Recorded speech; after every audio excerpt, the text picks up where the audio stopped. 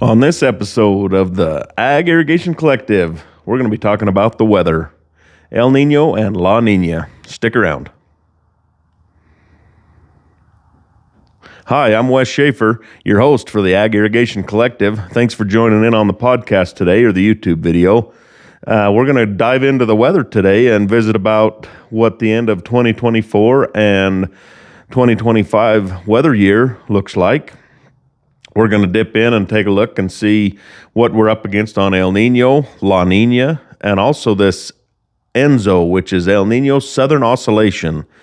For any of you that are unaware, I'm going to kind of go over what El Niño and El Niña, or La Niña, and this ENSO, which is more of in the neutral portion of things. We're going to dip into that just to fill everybody in on kind of some definitions and what the weather might look like in 2025. So currently, toward the end of 2024, we're in an El Niño stage. However, coming into 2025, it looks like a possible transition back to La Niña or into a neutral ENSO condition, which again is El Niño Southern Oscillation. But kind of here's what ENSO conditions are. The phase of the ENSO cycle, it refers to the current state of the El Niño Southern Oscillation, a climate phenomenon that influences global weather patterns. There are three main phases of the ENSO cycle. So there's the El Niño phase, and the sea surface temperatures in the central and eastern Pacific Ocean are warmer than average. This phase typically brings shifts in global weather, such as warmer winters in northern regions, and increased rainfall in southern areas, and a reduced hurricane activity in the Atlantic. So that's a little bit of the El Niño phase. And then the La Niña phase is the opposite of El Niño. It's cooler than average sea surface temperatures in the same region. La Niña tends to cause colder winters in the northern areas, drier conditions in the south, and increased hurricane activity in the Atlantic. After just coming off of this October that we've had some very large hurricanes toward the eastern side of the U.S., that's a little bit scary, isn't it? Anyway, we don't need any more hurricanes this year. I know that, but maybe coming into next season, we'll get into some. And then the neutral phase, when neither El Niño nor La Niña is dominant, sea surface temperatures in the Pacific remain near average. Weather patterns during this phase are generally more stable and less extreme than during El Niño or La Niña. These phases of the ENSO cycle alternate over 2 to 7 years and significantly affect global weather patterns, influencing rainfall, temperatures, and storm frequency. So the warming influence of El Niño refers to the periodic warming of the sea surface in the central eastern equatorial Pacific Ocean, typically occurring every 2 to 7 years. This event disrupts normal global weather patterns. As of 2024, El Niño conditions have been present, and many experts predict they could last well into the early months of 2025. So a couple of key elements of El Niño are warmer ocean waters. We've discussed that. Shifted trade winds. In El Niño conditions, typical east to west trade winds weaken, allowing warm surface waters to move eastward. This leads to significant shifts in weather across the globe. Another thing is atmospheric impacts. The warming of the ocean in the Pacific affects atmospheric circulation, altering jet streams and leading to widespread changes in weather patterns. This is all good to know. I know we can't control the weather. However, in farming and agriculture irrigation, that's what we're doing here on this irrigation collective, Ag Irrigation, is discussing the impacts that affect us in the business. And so, anyway, moving along, what does El Niño mean for 2025? As we move into 25, the lingering effects of El Niño could still be felt across North America. Some of the expected impacts include a warmer winters.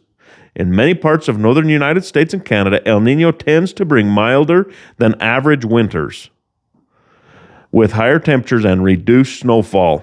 We don't like that. especially in the western United States. We need that snowfall in our high country to be able to sustain and have some runoff over the year.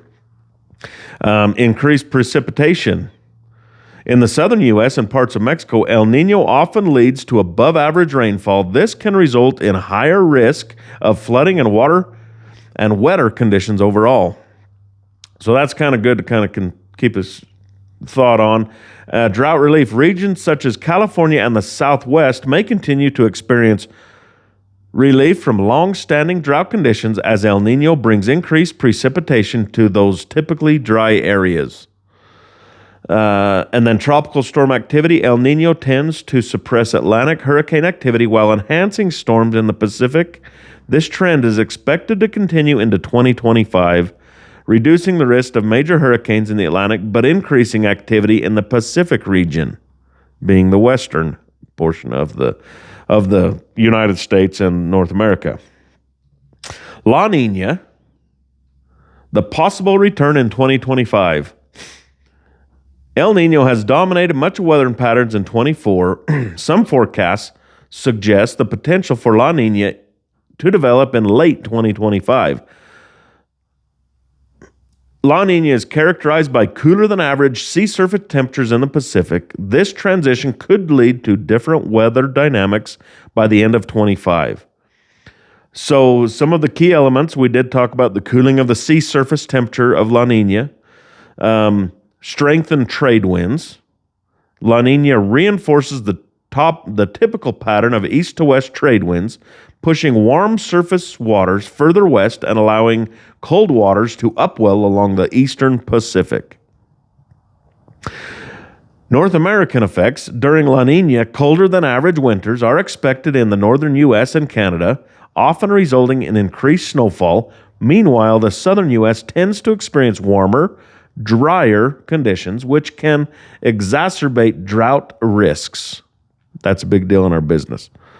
Hurricane activity. Unlike El Niño, La Niña tends to increase the likelihood of more Atlantic hurricanes, making hurricane season more active and potentially more dangerous. Something to be cognizant of. I guess have your water on hand, have a loaf of bread on hand. Don't wait till the last minute to get a generator. Maybe, I don't know. Be prepared. So, 2025 and beyond, preparing for climate shifts. Looking ahead to 25, the transition from El Niño to potentially La Niña or neutral ENSO conditions presents a unique set of challenges and opportunities. For many regions in North America and worldwide, this shift will require careful planning, particularly in industries heavily reliant on stable weather patterns, such as agriculture, where we live, energy, and disaster management. In our agriculture sector, farmers must remain vigilant about changing precipitation patterns as shifts from El Niño to La Niña drastically alter growing conditions.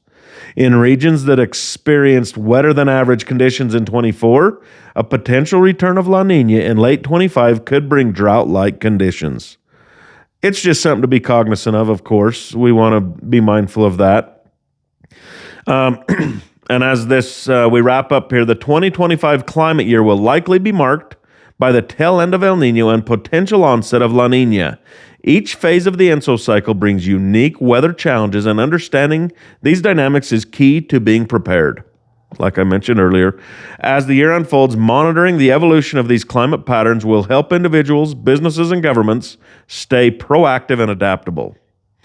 So, one thing, and I don't think I mentioned it at the top of the podcast, but this article is written on hydrorain.com,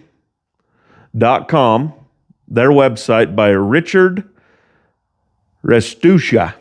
I'm probably saying that incorrectly, but Richard says he's a water management evangelist. He believes passionately in water efficiency and sees the financial and social benefits far too often to keep it a secret.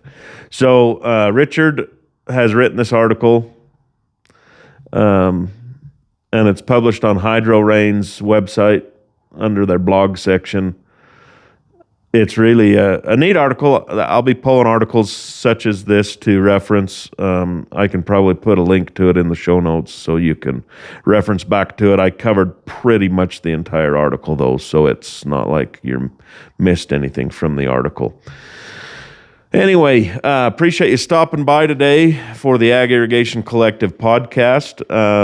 I know that I appreciate you guys stopping by, and what other method you're checking us out on, whether it's YouTube, Spotify. Those are our two main ones. We do publish them on TikTok. So those folks over there get a chance to see what we're up against over here. But anyway, so nothing too out of hand. We appreciate you stopping in. Be profitable, my friends. We'll catch you on down the road.